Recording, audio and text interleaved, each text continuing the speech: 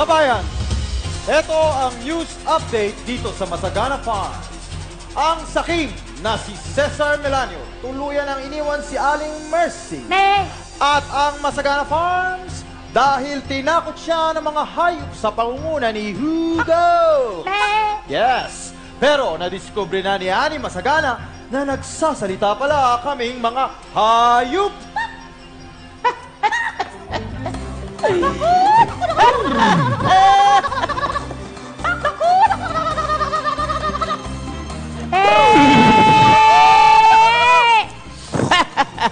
Animal! Hindi naman kaya nalaman niya kung hindi dahil kay Saling Pusa. Pero Hugo, hindi naman sapat na dahilan yun para hindi na natin pansinin si Sally. Diba? Oo nga. Hindi ba kaya masyadong harsh yun? Hindi! Tama lang yon. Dahil ipinahamak tayo ni Sally Pusa. Ibinuking niya ang malaking sikreto ng isang kahayupan. Kaya dapat si Hugot ang may karapatan. Siya ang nagpaalis kay Mang Cesar. Kaya kayong lahat, magpasalamat kay Hugot! Thank you. Salamat. Thank you. Wala yung. Maliit na bagay, wala yun. Oh, wala yun. O ba't nagsitigil kayo? Thank you. Tama na! Pero sa totoo niyan, dapat ako magpasalamat sa inyo eh. Dahil kung wala kayo, malamang, hindi mapapasa akin. Mapapasa atin! Mapapasa atin ang Masagana Farm.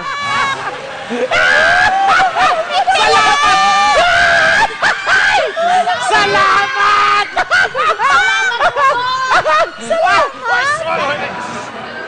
Andiyan na si Sally Pusa. Oh. Huwag niyo siyang papansinin. Okay. Andiyan na, ha?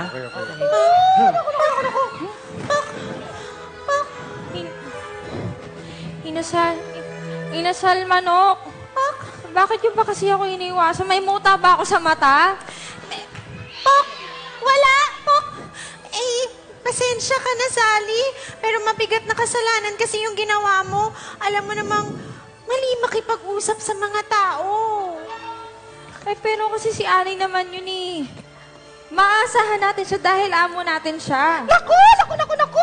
Kahit na, Sally, ngayong alam na nila na nakakapagsalita tayo, paano na tayo makakapag-chismis sa kanila niyan? Ay, naku! Ano ba? O edi i-chismis mo rin sila ng patalikod. Ganun naman lagi yung ginagawa mo kahit sa aming mga hayop eh. Hindi ba? Pasensya ka na, Sally. Gusto ka man namin makasama, pero mahigpit na pinagbabawal to ni Hugot. Oo. Baka kasi palayasin din kami dito sa farm. Katulad ng ginawa sa'yo. Concern lang ako sa inyo kasi wala kayong mapupunta katulad ko eh. Bakit, Justin Bieber? Saan ka ba pupunta kung sakaling paalis ka dito? Saan pa? E di lilipad ako pa uwi sa aming bansa. Ikaw? Lilipad? Ako, lilipad! Yeah! At teka, ano ba ang issue dito? Ang paglipat ko o si Sally? Sige na. Sally, sorry, pero hindi ka namin pwede maging kaibigan. Yeah, sorry, not sorry. Bye!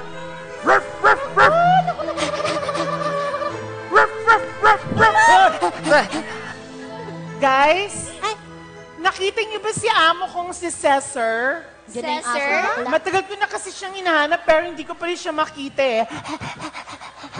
Wait lang Azucena, di ba aso ka? Pwede gamitin mo yung pang-amoy mo para i-trace yung amo Oo mo. nga. Ginagamit ko naman dati kasi madali ko siyang mahanap gamit yung ilong ko. Malakas din kasi yung amoy nun eh.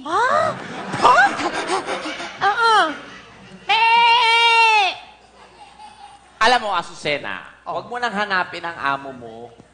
Dumito ka na lang sa farm namin. Talaga? Sandali, tatanggapin niyo ba ako kahit na tinatakot ko kayo noon? Huwag ka mag-alala, Pok. Hanggang ngayon naman, takot pa rin kami sa itsura mo, Pok. Ano yun? Pero hindi yun ang punto namin. Pwede kang sumama sa amin. Oo, dahil hindi man tayo magkauri, kabilang pa rin tayo sa isang Salamat sa inyo, Alam nyo, ngayon lang ako nakaranas ng totoong pamilya. Kahit naka-makeup ka, okay lang. Talaga? Oh, Sally. Mukhang masaya yung mga kapwa mong hayop po. Bakit hindi ka nalang sumama sa kanila? Pinalayas nila ako sa grupo nila simula nung insidente kay Mang Cesar eh. Naku, ang daming naiwang kaguluhan yung Cesar na yan. Bukod pa sa inyo, pakiramdam ni nanay, iniwan siya ng taong mahal niya. Naku, dapat di tayo magpapaapekto sa kanila. Kausapin mo sila, baka maayos niyo pa yan, Sally. Mukhang malabo na yun eh. Kasi pinalam ko sa'yo, yung kakayahan namin magsalita, sikreto kasi yun ng sangkayupan. Huwag kang mag-alala. Hindi ko naman ipapaalam yun sa ibang tao eh. Promise? Promise? Kaya sige na, sumama ka na sa kanila. Baka makalimutan nila yung atraso mo. Bakit yun si Sena? Sinama nila sa pangkat din, di ba? Aso yun ni Mang Cesar? Iba naman kasing kaso yun. Di na kami tulad yung dati. Ay, naku!